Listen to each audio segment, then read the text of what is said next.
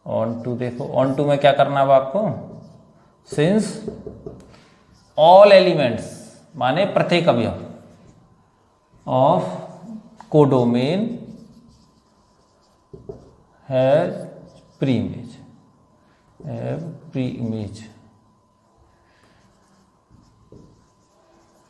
इन codomain, इन domain, DOMAIN। देखो दोबारा समझो, प्रत्येक अवयव किसका, सहप्रांत का कहाँ प्री इमेज रखता है, डोमेन में। तो इसका मतलब क्या हुआ कि ये ऑन टू हो गया, ऑन टू फंक्शन हो गया। ऑन टू कंडीशन क्या है कि हर एलिमेंट की प्री इमेज होनी चाहिए, माने कोई एलिमेंट फ्री नहीं रहना चाहिए। जैसे अगर यह 14 होता तो ये ऑन टू नहीं होता, तो ये ऑन टू है। और यहाँ के हर एलिमेंट की एक एक प्री इमेज है, सिंगल, ऐसा नहीं कि यहाँ के एक से ज्यादा एलिमेंट की एक इमेज हो। तो इसलिए क्या हुआ, ये 1 1 हो गया। और जब फंक्शन 1 1 ऑन टू होता है तो फंक्शन इन्वर्टेबल होता है। It implies that H is invertible. ठीक है बच्चों, ये एक्सरसाइज आज यहाँ कंप्लीट होती है। नेक्स्ट वीडियो में आपको 1.4 स्टार्ट कराएंगे। Thank you, have a nice day बच्चों। वीडियो देखने के लिए आप सभी का दिल से धन्यवाद।